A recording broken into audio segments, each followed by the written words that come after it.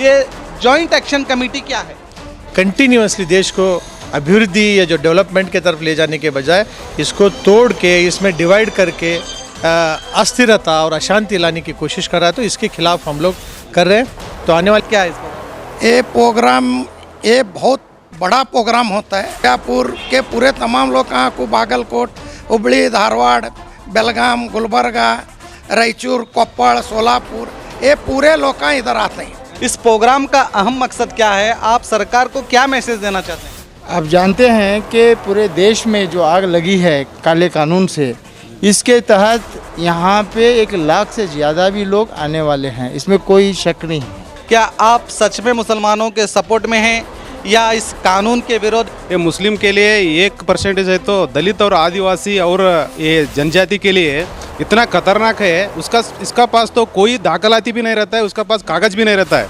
लेकिन मुसलमान के सपोर्ट के लिए हम नहीं आ रहे हैं, हमारा भी तकलीफ है इसमें, इसलिए हम लोग इसका साथ में जाकर हमारा हक का रक्षण करने के लिए हम लोग इसका साथ दे रहे हैं। है कि सीए से किसी तरह की भी तकलीफ हिंदुस्तान के जो मुस्लिम नागरिक हैं उनको किसी तरह की भी तकलीफ होने वाली नहीं है, तो फिर आप क्यों प्रोटेस्ट कर रहे हैं इसके खिलाफ?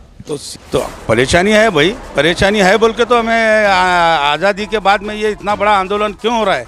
फिर मुसलमान को उसमें ऐड कर दो ना सीए में।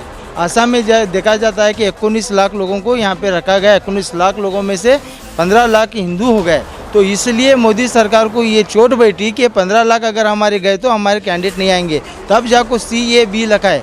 जब कानून पास होता है तो आपको ज़बरदस्ती कागज़ मांगा जाएगा। अगर आप कागज़ नहीं दिखाएंगे, जैसे कि आपकी भी ज़िद है कि हम कागज़ नहीं बताएंगे, तो जब आप कागज़ नहीं दिखाएंगे तो आप जो वो चाहते हैं उसके दायरे में आप आ जाते हैं या नहीं?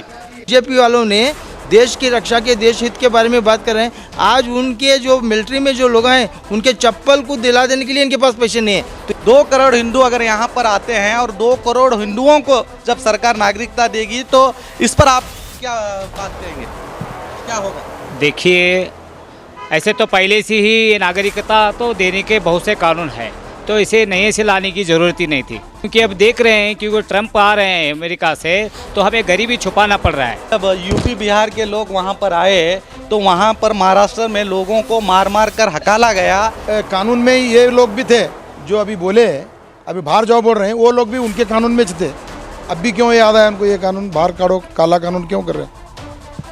मतलब आपका कहने का मतलब उन सबको तकलीफ होगी। तो मैं ये कहना चाहूँगा, संविधान बचाओ आंदोलन क्यों? देखिए इस पर बीजापुर के सियासी और समाजी नेताओं से एक खास मुलाकात शकील बागमारे के साथ आज रात 9 बजे 4 TV न्यूज़ पर।